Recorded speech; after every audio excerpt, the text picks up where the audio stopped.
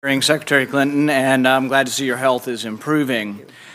One of the things that disappointed me most about the original 9/11 was no one was fired. We spent trillions of dollars, but there were a lot of human errors. These are judgment errors, and the people who make judgment errors need to be replaced, fired, and no longer in a position of making these judgment calls.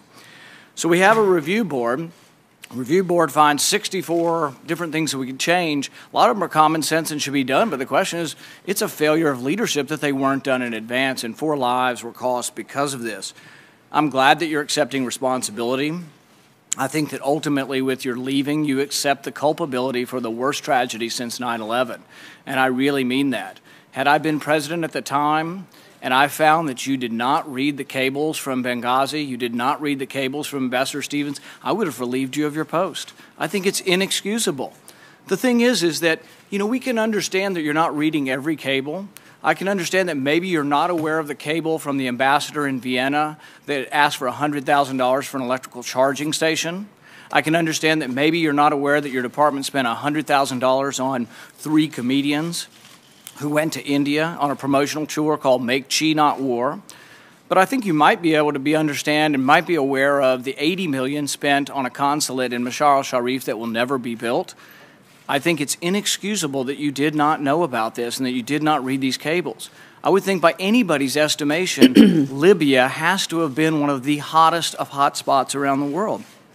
Not to know of the request for securities really, I think, cost these people their lives. Their lives could have been saved had someone been more available, had someone been aware of these things, more on top of the job. And the thing is I don't suspect you of bad motives.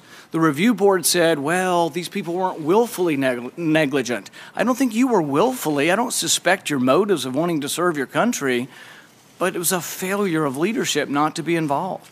It was a failure of leadership not to know these things. And so I think it is good that you're accepting responsibility because no one else is.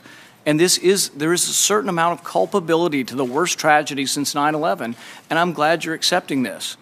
Now my question is the U.S. involved with any procuring of weapons, transfer of weapons, buying, selling, anyhow transferring weapons to Turkey out of Libya? To Turkey? I will have to take that question for the record. Nobody's ever raised that with me. It's been in news reports that ships have been leaving from Libya and that they may have weapons. And what I'd like to know is the annex that was close by, were they involved with procuring, buying, selling, obtaining weapons? And were any of these weapons being transferred to other countries, any countries, Turkey included? Well, Senator, you'll have to direct that question to the agency that ran the annex.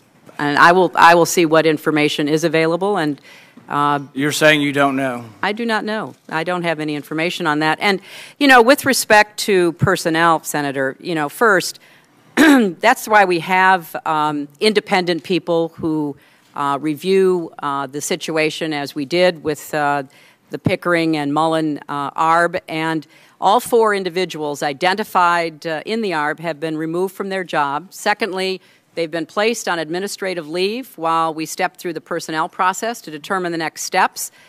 Third, both Ambassador Pickering and Admiral Mullen specifically highlighted the reason why this is complicated because under federal statute and regulations, unsatisfactory leadership is not grounds for finding a breach of duty.